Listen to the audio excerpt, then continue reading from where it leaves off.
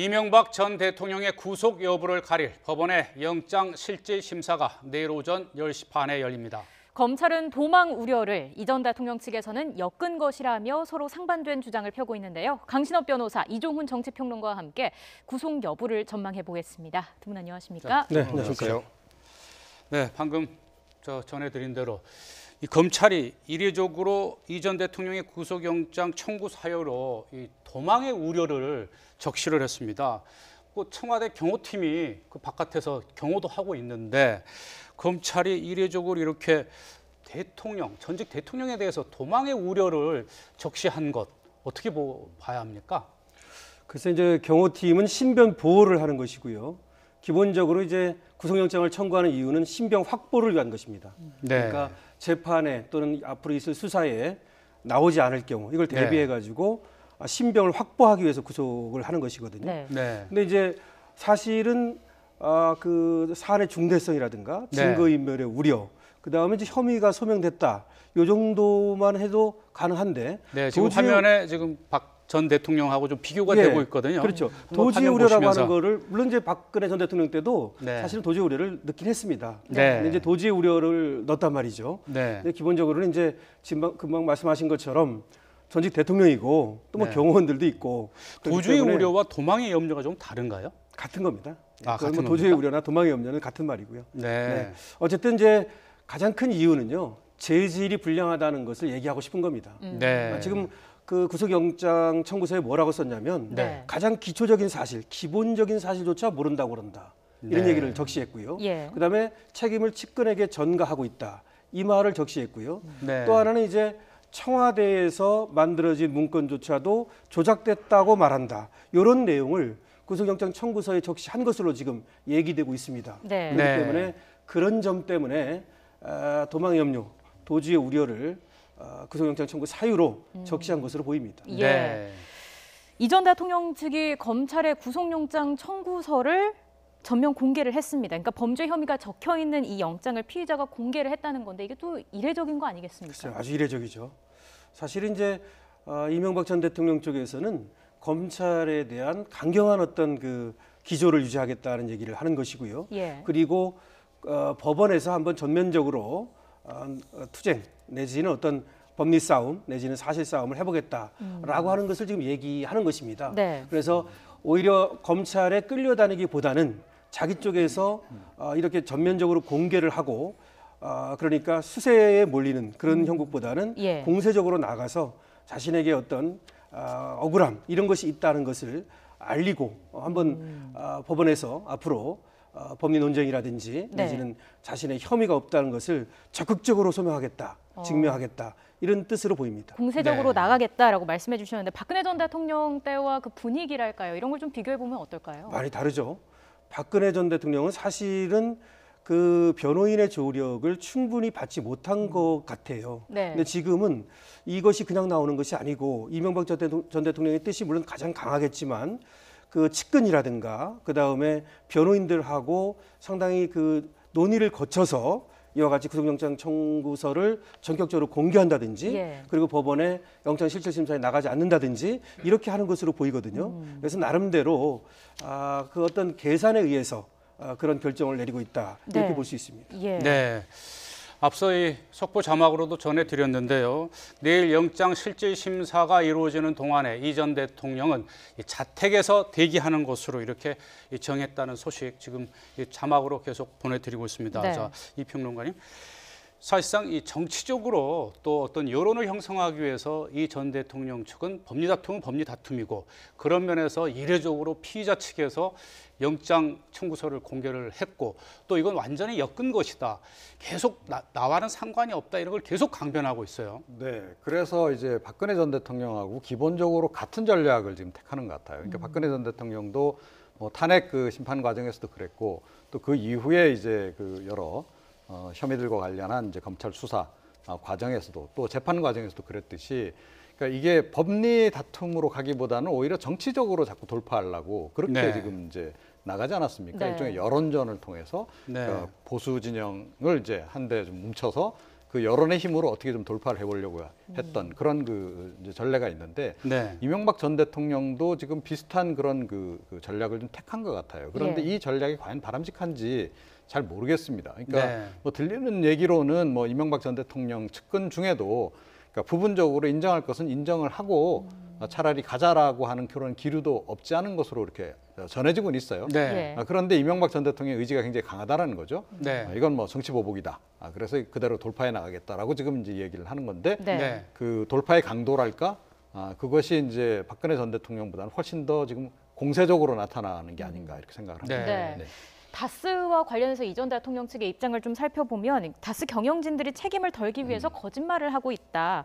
뭐 진술 외에 물적 증거는 없지 않느냐 이렇게 반박을 하고 있어요. 글쎄요, 이제 검찰 조사 과정에서 이제 측근들의 책임으로 다 이걸 이제 그 떠밀었다는 거 아닙니까? 저는 이게 사실은 이명박 전 대통령이 결정적으로 잘못한 대목이 아닐까 이렇게 생각을 합니다. 그러니까 결국 측근들에게 당신들과 연관된 사건과 관련해서 죄를 다 떠안으라는 얘기를 좀 한 거나 다름이 없는데요. 네. 저는 이게 결국은 그 추가 자백을 유발한 그런 그 행보였다라고 저는 생각을 해요. 그러니까 지금 벌써 추가적으로 뭐 김백준 기획관이 이제 여러 가지 검찰 진술을 해서 새로운 사실들이 또 좀 추가로 지금 자꾸 이렇게 또 나오고 있지 않습니까? 네.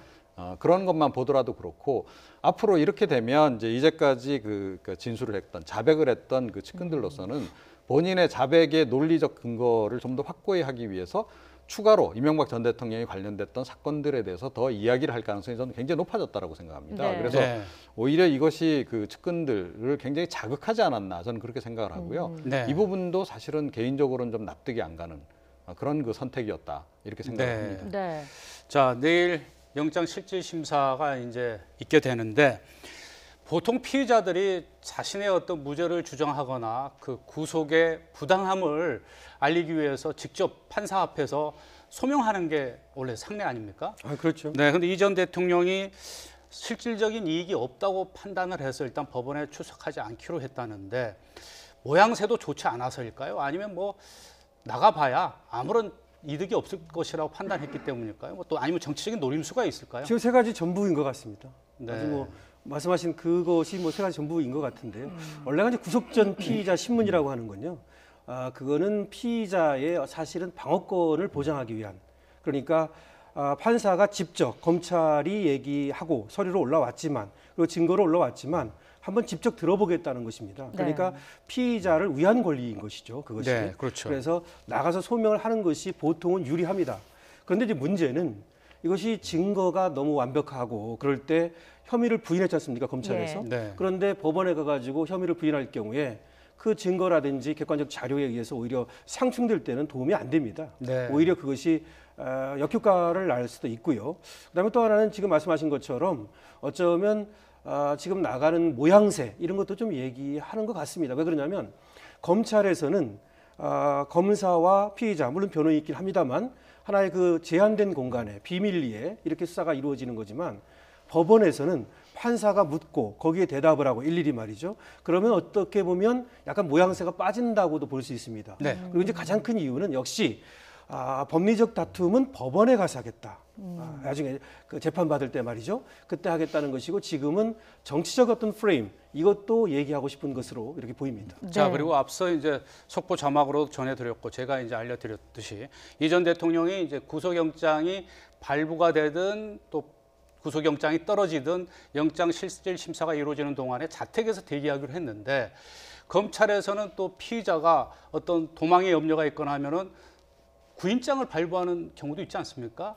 전직 대통령에 대한 예우 차원에서 일단 검찰 측에서는 구인장을 발부하지 않기로 했다는데요. 이건 어떻게 좀 예우를 했다고 봐야 할까요? 예, 맞습니다. 원래 이제 법원에서 이 구속영장 그 영장 실질 심사 이거 할 때에는 구인할 장소를 적시해서 기재하게 돼 있습니다. 그래서 뭐 그 자택에다 하라 내지는 또 검찰에 하라 이렇게 하는 것이고요. 물론 이제 그 경우는 법원에서 하는 것이고 검찰에서 할 수 있는 것은 도망의 염려가 있다 그래가지고 체포를 할 수는 있습니다. 사실 영장을 발부받아 가지고요. 근데 이제 그거는 지금 뭐 구속영장 실질 심사를 앞두고 있는 마당에 검찰이 그렇게까지는 하지 않은 것이고요. 이제 법원에서 그러니까 이것은 검찰에서 결정한 것이 아니라 자택에서 대기하도록 이렇게 이제 결정한 것입니다. 네. 네. 앞선 사례들을 보면 구속영장 이 실질 심사가 오전부터 시작이 되면 늦은 밤이나 이 새벽쯤에 결과가 나오게 돼 있는데 이 전 대통령 같은 경우에는 시간이 어느 정도 걸리게 될까요? 이제 거기에 대해서는 몇 가지 이제 의견이 있는데요. 사실은 구속 전 피의자 신문이라고 하는 것은 피의자한테 판사가 직접 묻는 겁니다. 네. 그러니까 피의자가 나와야 됩니다. 사실은 피의자가 없는 상태에서 변호인만 참석한 상태에서 이 구속 전 피의자 신문을 한 예는 거의 없습니다. 아주 이례적인 것입니다. 그래서 법원에서도 어떻게 할지를 고민한 것으로 지금 얘기되고 있거든요. 네. 근데 아무래도 뭐 변호인만 나온다고 하더라도 형식적으로라도 뭐 열긴 할 것 같은데요. 그렇다 하더라도 본인이 없는 상태에서 변호인이 얘기하는 걸 오래 듣고 있을 필요는 없습니다. 그것은 변호인 의견서를 내면 되는 것이고, 예. 그다음에 뭐 요지에 대해서 간단하게 말하면 되는 것이지 본인처럼 자세히 알 수가 없단 말이죠. 우리가 지금 알아야 될 거는 변호인은 제3자입니다. 잘 모릅니다. 네. 다스가 어떻게 된 건지를 어떻게 변호인이 압니까? 그러니까 물을 것이 별로 없다는 겁니다. 그렇기 때문에 설사 열린다 하더라도 실질적으로 신문 절차는 오래 갈 수가 없습니다. 그러니까 서너 시간 많이 가야 짧으면 1시간 이내에 끝날 겁니다. 그 다음에 이제 판사는 서류, 그러니까 증거, 그다음에 변호인이 낸 의견 이런 것들을 가지고 오랫동안 이제 숙고를 하게 되죠. 그거는 이제 얼마나 갈지를 모릅니다. 왜 그러냐면 지금 구속영장 청구서가 207쪽에다가 네. 별도 의견서가 1000쪽이란 말이죠. 이걸 다 읽어봐야 되지 않습니까? 그렇다면은 신문 절차는 오래 안 가지만 판사가 그것을 검토하고 숙고하는 데에는 시간이 오래 걸릴 수 있습니다. 그래서 어쩌면 새벽까지는 갈 가능성이 있다 이렇게 봅니다. 네. 우리 이 평론가께서는 이제 법리적인 어떤 다툼이라든지 법리적인 시각에서 우리 강 변호사가 말씀을 해주셨고, 어떤 정치 평론가로서 이제 정치계라든지 어떤 꼭 법리적인 이유 말고 이 구속 여부를 놓고 이제 뭐 법원에서도 고민하겠지만은 그 어떤 정치적인 영향, 이게 기각이든 또 발부든 어떻게 보십니까?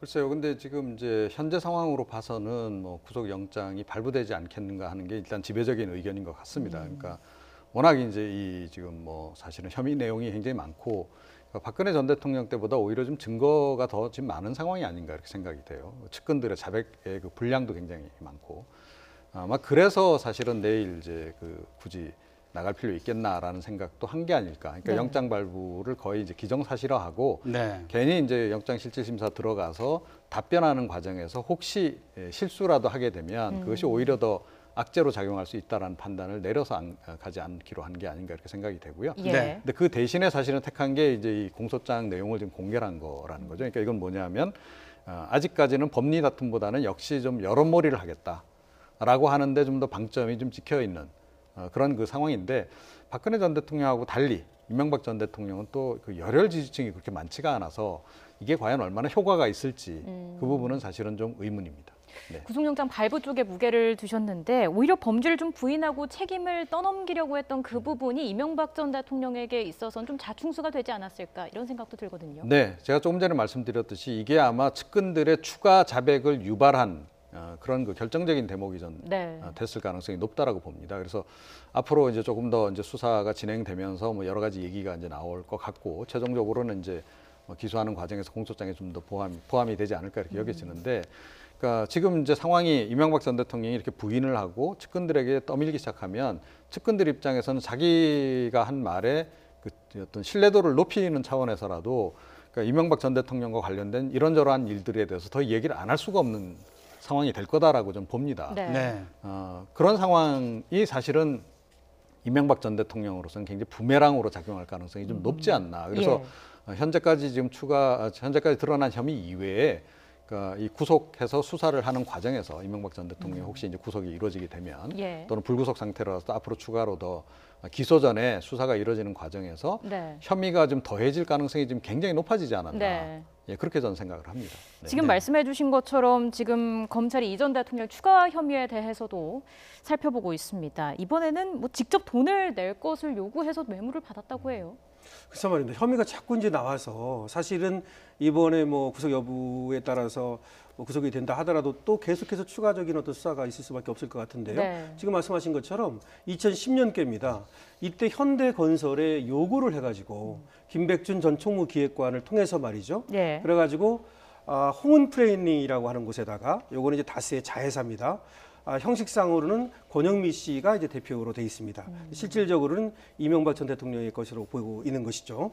여기에다가 2억 6천만 원 네. 넣지 그 용역을 줘라. 그래가지고 2억 6천만 원을 받아왔다는 겁니다. 근데 실제로는 어떤 용역 대가도 아니고 끼워넣기 형식으로, 그러니까 통행세 형식으로 말이죠. 이 일은 하지 않고 네. 그냥 그렇게 꾸며가지고 그래서 2억 6천만 원을 받았다. 이래가지고 요구형 뇌물, 뭐 통행세를 받았다. 예. 이런 얘기가 있는 것이죠. 근데 이제 현대건설 임원도 여기에 대해서 뭐 그런 적이 있었다. 이렇게 얘기를 했다는 겁니다. 네. 이렇게 되면 이것도 이제 뇌물죄가 성립할 여지가 있는 것이죠. 네. 네. 그럼 추가 혐의로 또 다시 뭐 기소를 한다거나 뭐 그렇게 될 가능성도 높아 보입니까? 그렇죠. 이번에는 이제 구속영장 청구서에는 안 들어갔는데요. 나중에 이제 기소를 하게 되면 공소 사실을 쓰지 않습니까? 네. 거기에 넣을 수 있는 거죠. 이번에 이제 구속영장 청구를 하는 것이고 나중에 이제 공소 제기를 하지 않습니까? 네. 거기에는 이제 이것도 추가를 하겠죠. 근데 제가 보기엔 이 부분이 점점 더 커질 가능성이 높지 않나 이렇게 생각이 돼요. 그러니까 이게 뇌물죄 부분 아닙니까? 예. 그런데 이제 처음에는 특활비, 그 국정원 특활비만 이제 뇌물로 이제 수수한 걸로 알았더니 기업으로부터 이제 수수한 것들이 하나씩 나오기 시작하는데 이게 보면 뭐 그러니까 뉴욕제과 쪽에서도 2억 받았죠. 또 능인선원 쪽에서도 지금 뭐 3억 얘기가 나오지 않습니까? 네. 또 이제 추가로 이제 현대건설 뭐 2억 나왔는데요. 자, 이런 식으로 보자면 그러니까 추가로 더 있을 개연성이 지금 굉장히 높은 거 아니겠습니까? 그렇다면 이 규모는 사실은 이제 어느 정도까지 늘어날지는 좀 예상이 어렵다. 그러니까 김백준 전 기획관도 제가 보기엔 이 얘기를 자꾸 하는 얘기가 할 수밖에 없는 상황이 국정원 특활비 어찌됐건 4억을 받아서 이제 이명박 전 대통령의 지시로 받아 전달했다는 거 아닙니까? 전 대통령이. 그런데 이명박 전 대통령이 이거 김백준 씨가 알아서 한 거고 난 모른다라고 지금 이야기를 하는 상황이란 말이죠. 자, 이 상황에서는 김백준 전 기획관으로서는 나머지 부분에 대해서도 이야기를 해서 자기가 이제까지 해놓은 그 진술, 자백 그것을 좀 더 입증을 할 수밖에 없는 상황이라는 거죠. 제가 보기엔 그래서 이 지금 추가 자백이 계속 나오고 있는 상황이 아닌가. 그래서 네. 이게 김백준 전 기획관에서 그치지 않을 가능성이 높다. 다른 이제 관련자들도 이제 사실은 이제 핵심 멤버들이 굉장히 많지 않습니까? 예. 이병모 전 그 청계재단 이제 사무국장 같은 경우에도 본인이 죄를 다 떠안아야 되는 상황이라면 또 이명박 전 대통령이 지금 본인에게 책임을 미루는 상황이라고 한다면 이제는 말할 수밖에 없는 그런 국면으로 좀 갈 수 있다 이렇게 생각합니다. 자, 그리고 오늘 그 이 전 대통령의 최측근이었죠. 이 정두원 전 의원이 한 라디오 방송의 그 인터뷰에서 경청 동지할 만한 일 3가지 가운데 하나가 바로 2007년 경선 당시에 김윤영 여사가 명품 가방과 함께 3만 달러를 받았다가 2달 만에 가방을 돌려줬다는 것이다라고 확인을 했습니다. 네. 이런 것 같은 경우는 참 어떻게 그 후보 경선이 한참 치러지고 있는 당시에 이런 걸 어떻게 받을 수가 있었을까요? 그러니까요. 그래서 이제 뭐 그러니까 정두원 이제 전 의원이 어찌됐건 그때 뭐 선거에 깊숙이 이제 관계가 돼 있을 상황이었기 때문에 그러니까 실무적인 부분을 다 이제 담당을 하고 있었던 거죠. 그래서 이제 빨리 이제 이걸 수습을 하기 위해서 개인 돈까지 이제 들여서 이제 일단 입마금을 했다는 거 아닙니까? 4천만 원을 뭐 줬다고 예, 그렇습니다. 그럼에도 불구하고 나중에 이제 이게 계속 이제 부담이 됐던 것이고 네. 최근에 이제 일련의 보도가 나오면서 처음에는 사실은 정두원 전 의원이 경천 동지할 일 세 가지 가운데 이건 하나가 아니다라고 얘기를 하다가 네. 이제는 이제 뭐 본인도 워낙 이제 다른 그 추가 보도가 나오니까 부인하기가 좀 어렵다라고 판단 내린 것 같아요. 그래서 예. 일단 한 가지는 인정을 했는데 문제는 이제 나머지 2가지가 더 있다라는 거죠. 그런데 정두원 전 의원 얘기가 나머지 2가지는 또 김윤옥 여사하고 상관이 없는 거다라고 지금 이야기를 하고 있어요. 네. 네. 만약에 그게 사실이라면 이건 이명박 전 대통령 본인과 관련된 거나 아니면 그 핵심 측근과 관련된 그런 사안일 수도 있는 거죠. 그런데 지금 이제 이 국면에서 우리가 좀 이제 돌이켜 생각해 보면 그때 만약에 이런 일들이 다 불거졌더라면 네. 과연 이명박 전 대통령이 대통령이 될 수 있었을까를 한번 생각하게 되는 거죠. 네. 이제 물론 이제 여사가 받은 것이긴 하지만 사실은 이런 정도 건이면 엄청나게 휘발성이 높은 그런 사안이기 때문에 네. 아마 그 이명박 전 대통령이 대통령이 되기 힘들었다라고 보는 것이 상식적이지 않을까 이렇게 네. 생각을 합니다. 근데 궁금한 게 당시에 이 전 대통령이 이걸 몰랐을까요?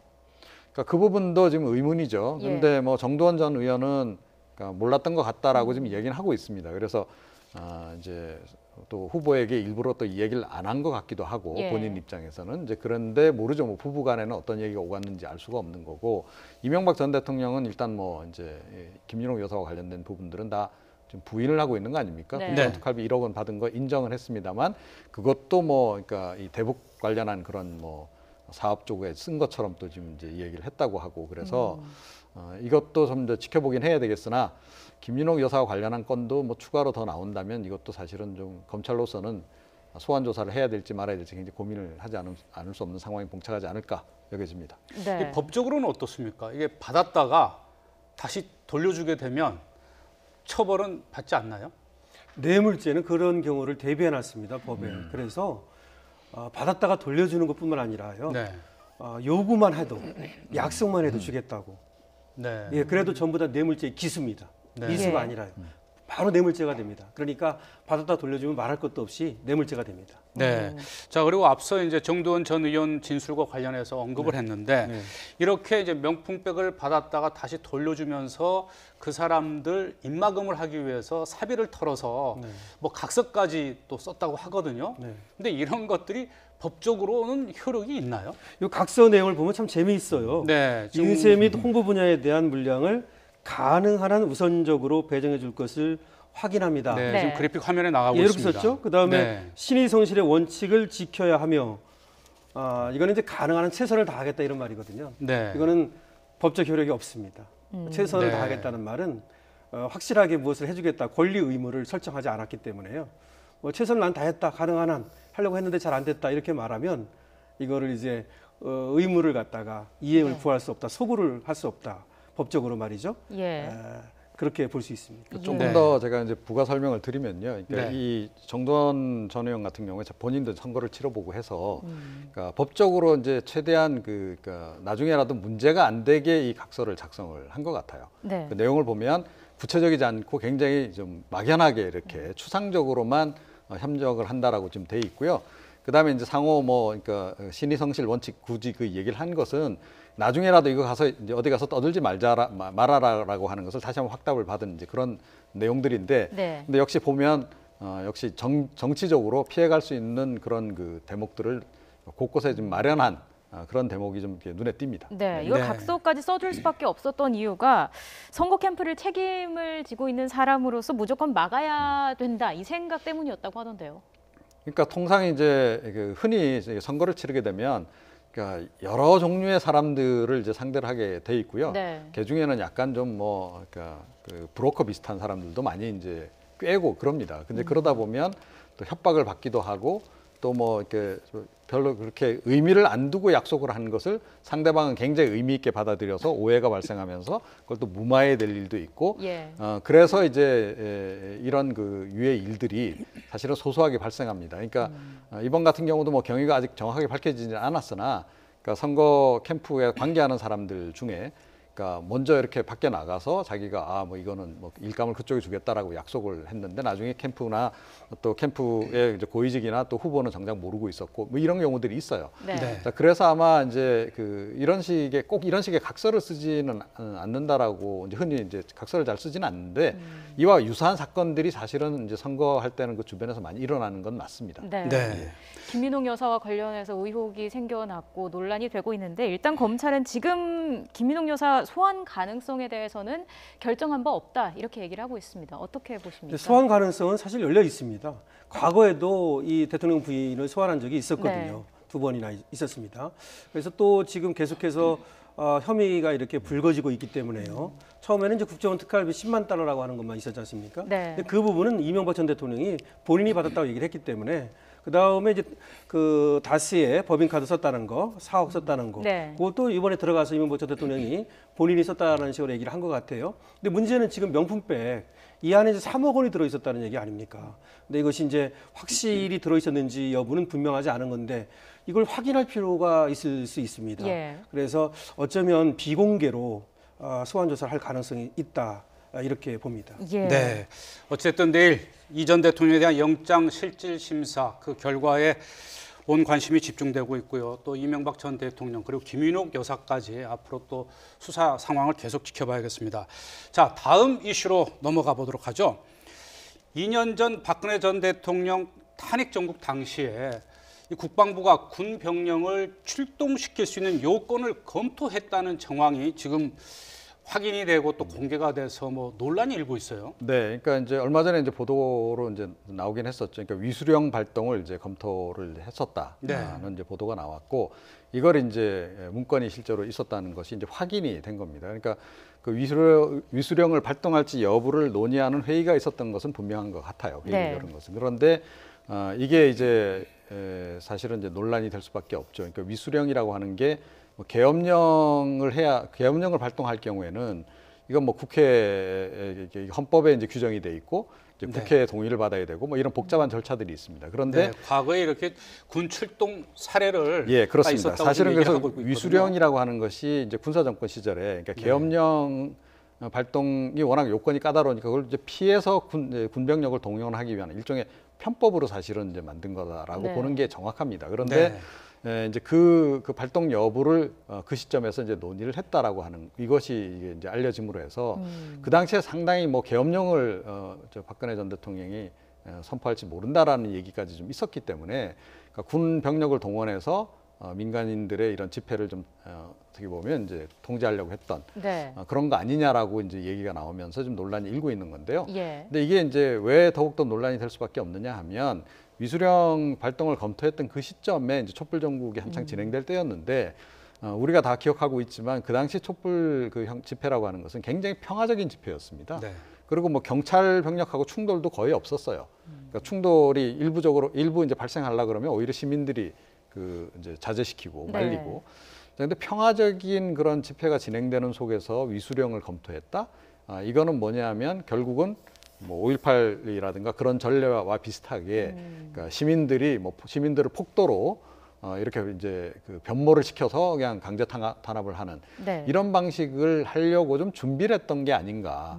이제 그렇게 지금 이제 볼 수밖에 없는 거죠. 그래서 지금 이게 특히 논란이 지금 되고 있는 그런 상황입니다. 법적으로도 위수령을 발동시키려고 하면 군 최고 통수권자인 어떤 대통령이 결정해야 되는 거 아닙니까? 맞습니다. 위수령은 대통령령입니다. 그러니까 대통령령이라고 그러죠. 시행령이라고 하는 거예요. 그러니까 대통령이 결정합니다. 그러니까 이제 대통령이 결정해야 되는 한민국 국방장관이 사실은 검토를 했다는 얘기입니다. 지금 나오는 얘기는 원래 위수령은 언제 하느냐면요. 그 부대의 질서 유지라든가 시설 보호라든가 이런 것들을 위해서 그 위수령을 하는 것이거든요. 근데 보통은 경찰력만으로 그 어떤 그 막을 수 없을 때 그 경찰력을 보충하는 역할을 보통은 합니다. 그런데 아까 이종훈 평론가님 말씀하셨듯이 뭐 그 당시는 경찰력으로 부족한 뭐 그런 것들은 없었는데 물론 이제 한민국 국방장관 쪽에서는 다만 검토를 이론적으로 했을 뿐이다라고 얘기하고 있습니다. 어쨌든 이제 지금 입장에서 보면 그 당시 뭐 그것까지 검토할 필요는 없지 않았나 이런 생각은 드는데 아마 이제 뭐 기후 때문에 그걸 검토했는지는 모르겠습니다. 말씀하신 것처럼 뭐 검토를 했다는 것일 뿐이다라고 해주셨는데, 근데 또 이게 앞서서 말씀해 주셨습니다마는 탄핵 정국에 이걸 검토했다는 게 선의는 아닐 것이다. 라는 주장이 나오고 있어요. 그럴 수밖에 없죠. 그러니까 정황상 이제 그런 겁니다. 그때 상황을 우리가 다 기억하지 않습니까? 이제 그런 거고 생중계가 됐기 때문에 그 당시에는 거의. 그러니까 정말로 뭐 이제 이게 뭐 시위가 경찰력으로 통제하기 힘들 정도.